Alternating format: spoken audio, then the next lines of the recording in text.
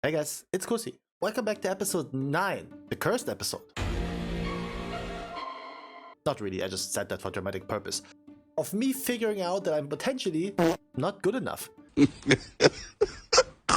this Zero to Hero Keystone Legend Sub-Rogue Edition. In the last episode, we finally figured out what hit the brakes on our damage, and the truth was as reasonable as it was expectable. It's chain pulling, aka tanks. And I'm going to keep blaming them. I'll be damned. We finally achieved the final milestone before 3k because we just obtained the bricked up achievement of Resilient Dwarfs, which means my keys no longer deplete below that level and ensures I will not have to see any ethics in the near future.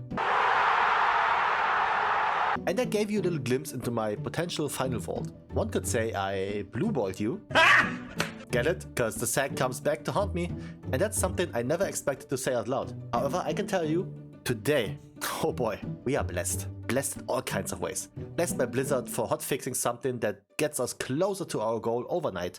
Blessed by Blizzard after receiving one sack of terrorizing vault after the other.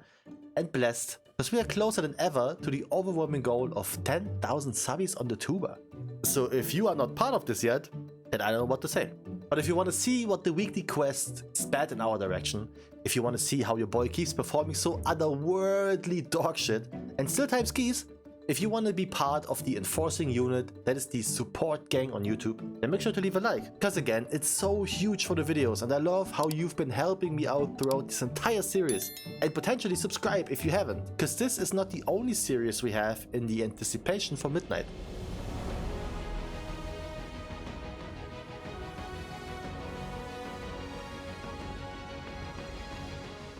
Alright, so after I had to call up my ex-girlfriend for a clear explanation on why I'm constantly getting blue-balled, I had but one thing in mind, the weekly quest for the Mythic Dungeon event going on right now. After completing any sort of Mythic Dungeons, being it Mythic 0 or Mythic Plus, 4 times, you get a random heroic raid item just as a gift. I've been part on some crazy pulls from that during my live streams. People pulling the biz items like House of Cards last season, Transmitter in the first season, or even the Spy Master's Web. And then never playing the character again. Ain't that right, Jeff? My name is Jeff. But me personally, I don't get lucky often. I usually pull wrists or item from the first boss, but I had this feeling of compensation after I had my volt spit into my face once again. Oh, and by the way, of course, I got some head. I took the head, I mean. Now, we start this episode with a key we've done before, but failed horribly. Vaults 13. Which obviously I didn't get from my vault. Got a 12 gambit, timed that one. Proof? Well, yeah, kinda forgot to record that. Stupid. But it looked like this. The amount of times I see my ass at the bottom is disgusting, man. So I decided to lock in. I will not change targets anymore. In order for pugging safety, instead of targeting the big bulky high HP enemies that I do not give a shit about, I will target the casters, because they can kill the party. So for halls, this means we are talking about the collectors, the houndmasters, and if neither of them is around, the obliterators. So since the Houndmaster usually jumps around like Super Mario on crack, I just go for whatever is in melee and maybe prepare to shadow step onto him if I need to. This approach may not always brought me on the top of DPS, but it did set me flying on top of the kicks per pull, that's for sure. Now since the last time we were here, a lot has changed. Most importantly, the dungeon got nerfed. 10% less trash required. Some mobs grant more overall count as some casters around the big stone muppets got removed. So in math, we're talking about the following important numbers. Instead of 82% trash before the second boss, you now need pretty much only 80% in order to get the full count. But even if you happen to be a little short, you can pull either one or both of the gargoyles before the third boss, just in case you need some. The very least amount of score, however, should be 73.18. Anything below that and you will need to reclear later on. Now, what did we learn in Hall so far? Again, those Houndmasters. If the Loyal Beast cast goes through, your tank, unless it's a prot warrior, will absolutely eat shit trying to face tank them. Other than that, the collectors will channel a cast onto the party member which hurts like hell, so make sure to intercept them whatever it takes. Smartest thing would be not to use your kick for it, but rather let the cast finish and then instantly use something like a stun, knock up, displacement, or any other sort of casting stop since it will trigger the cooldown, but only after it started channeling in the first place.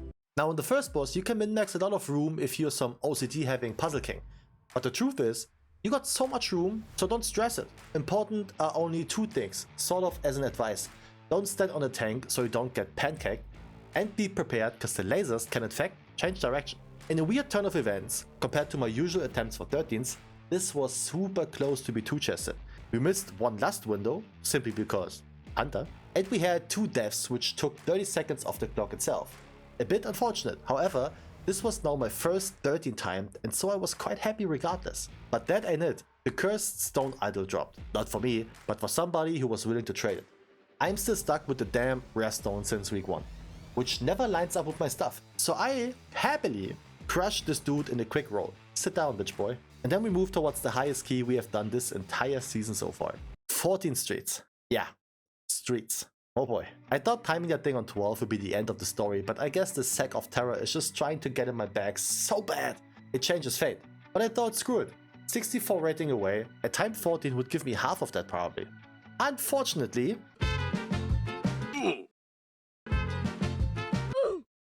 I'm ass. Nothing else to say. Nobody's surprised. Sure, we had 2 more deaths that weren't me, but that's none of my business. Me dying twice to dumb mechanics during boss fights was just inexcusable. So 13 it is, and this time I focused on focusing, if that makes sense? Not dying was the name of the game. Hey, that was not me this time. Okay. But hey, at least we got communication. Strategizing to do the RP before the concert boss, so we have Luster for the postman. The tank wasn't certain, but he took our idea and adapted in a heartbeat. And that's, ladies and gentlemen, is a tank you want. Not some Omega pulling muppet that just blames the party if it goes wrong.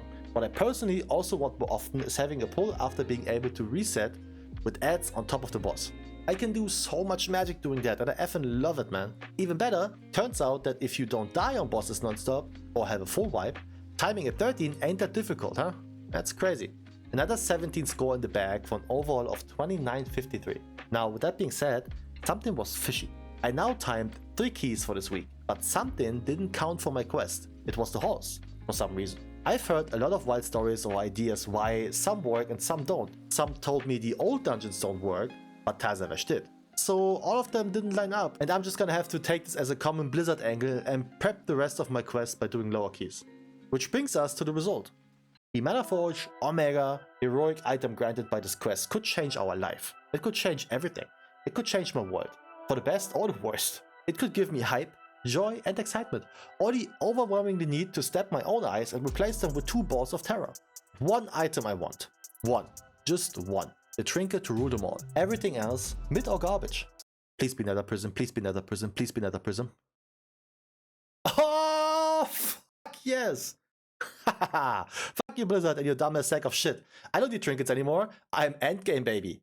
Receiving another prism from this gamble mechanic released the same endorphins as when I discovered that the dude who played Darth Maul actually did all of those crazy moves by himself. And of course, after this insane luck, bad news followed right away. You see, in this very night, Blizzard admitted a mistake and hotfixed something that could potentially end up being the most anticlimactic finish to a series ever.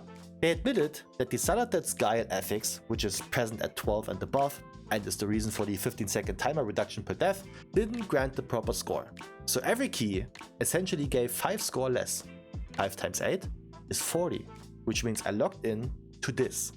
Hell no, man. What the? And all of a sudden, I was only 7 score away. Now, why is that bad news? It means they eluded this nether prism for only 1 damn key. Are you kidding me?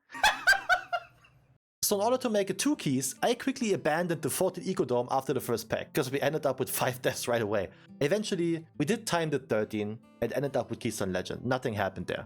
And I'm sure you hear the lack of enthusiasm in my voice here, because those 40 rating came at a weird time. If I'd be at, let's say, 2800 right now, I'd taken them with a smile and said thank you. But I was this close without it. So I asked myself, what could I do in order to make it feel more special? And the answer is, I can't. I considered going for a 3040 rating, and even though that sounds like a weird number, the 40 is that very compensation we gained overnight. But that also just felt like a meh, whatever. So I decided against that. Take the 3k, take that ugly ass mount, take the achievement and move on. I will continue to play the rogue anyways for my own enjoyment, because I really like it and I still want to time at 13 or 14 being top DPS. Hey, let this boy dream, okay? Which brings me to the thing I started doing during this expansion. A review. As honest as possible. So what do I think about Subrogue and Mythic Plus? The short answer is, I think it's super fun. Well designed for pugging as long as you play Trickster, and as of right now, in this very season, it's super strong as well. The long answer is, What are the pros? The pro is that even though your 90-second windows aren't up for every pull, with Shadow Dance and Symbols you still got a decent burst damage regardless. You got multiple builds you can play, depending on what you want to do, and if you like or dislike certain spells, you can make some choices there. Obviously in the sense of timing 10s and having a good time, not when you want to be rank 1. Furthermore, I feel like the gearing of sub is very straightforward and easily explained. You want a shitload of mastery and verse until it hurts, almost on every item. And even if you can't have it, having a little crit is not bad either. Just avoid haste and then you can make adjustments with enchants or gems. And you only need a decent main hand, as the offhand is by far not as important as it's on other specs or classes. Also, for the first time in forever, you actually got decent trinket options, not just from raid, but Mythic Plus as well. Sub usually struggles finding a good unused trinket with a 90-second cooldown, mainly because usually there's only one in the game per season. But with Lily and Idol, you got some stuff to look forward to just from the dungeons. And then, obviously, there's another prism in case you raid. You also got both ring slots and the next slot with verse mastery dropping from keys, and that's incredible. Another good thing is that your rotation doesn't really change, because most of your AoE is from passive that makes most of your single target abilities cleave. I'd say the only difference in prioritizing spells is Secret Tech for AoE and the 4-set procced up coup de grace for more single target. At least in terms of what do you want to use for your empowered finishes after symbols. And last but not least, I do think rogues are very durable. However, you need to use a lot of energy to keep feint up non-stop, which is an excellent defensive when running elusiveness. Now there are a few cons for sure. On a certain key level you just can't re-stealth anymore, which does deny you a little bit of an easy access openings. Also, because your damage is just passive cleaving, it's also very mid if trash is not stacked proper and on one spot. Another bad concept is that you pretty much have just this one hero talent. Night Stalker might be more suited for like pure single target, or I can see it being played in PvP, but for PvE content, Trickster is just a lot more reliable.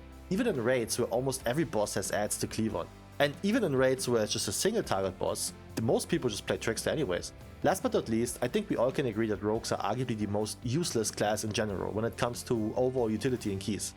I know, blind, sure you got an enraged spell that is tied to a 6-hour cooldown it feels like. Sure you got some nifty poisons, but other than that, nothing stands out. If you have a rogue in your party, there's a good chance you can't really invite other DPS that don't have Bloodlust or CR. Because let's be honest, in pugging, you take whatever tank or healer spec you can get as long as they look decent.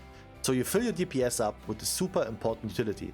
I wish they would give rogues a proper AoE stun, like they did with Dragonflight, as well as Smoke Bomb as a baseline spell in the kit. Smoke Bomb could be an RP solution for something that comes close to DK grips, with an on-demand line of sight spell to ensure archer mobs to get close to melee, as they can't attack anything else. This would at least give rogue some sort of usefulness, cause the AoE cloak does in fact not get used. Or hell, make it a talent node for either go for Shroud or Smoke Bomb, why not? All in all, I had an absolute blast playing the rogue, I really did. It can be a bit overwhelming at the start because of those 4 cooldowns you have, but once you get that muscle memory going, nothing will stop you. Nothing but chain pulling tanks. But usually those come across a lot later in your key journey, so don't worry. Most of the tanks and low keys are way too long, so you're gonna have your buff up. Be it as it may, I highly recommend playing a rogue, or sub-rogue for that matter, because the class fantasy of being a sneaky little stab is still one of the coolest things in my book. Which is why rogue was my very first character. Haters would say because I'm a little bitch who needs to come from stealth. Before ending this video, and therefore officially the series, let me quickly say something and announce something as well for you that are still here. First of all, thank you. And I know this sounds cheesy and corny, but I don't care. The support you guys gave me this series throughout the last few weeks was insane. I see the numbers. I mean it. It shows me that you guys like watching DPS more than tanks or healers, as long as I suffer enough, which is fair. Liking the videos when they release is always so important for the, and I hate to use this word, but algorithm. But you guys were crushing it, non-stop, to the point where we almost sit on 10,000 subscribers. Imagine that. I wanted to play tank or healer next, but I'm more than happy to struggle my way through the DPS life again if it means you guys have a good time. Maybe I just drop a full-blown random marble run again and see what's up. Which is kind of a good segue, because we could potentially do that on stream. Streams will return in the near future. However, due to some unexpected happenings at work, where one important coworker randomly quit and the other one will leave in 3 weeks, I have to figure out what my schedule will be like going forward. So until then, I'ma try to have maybe 2 streams a week, one maybe for recording, one most likely for community keys, and some good fashion banter. And as soon as I get my schedule somewhat figured out, because my boss also can't give me a proper explanation at the moment, I would love to have a weekly set schedule for you guys to enjoy. But for now, Thank you for watching, and I'll keep you updated, and I'll catch you in the next one. Peace.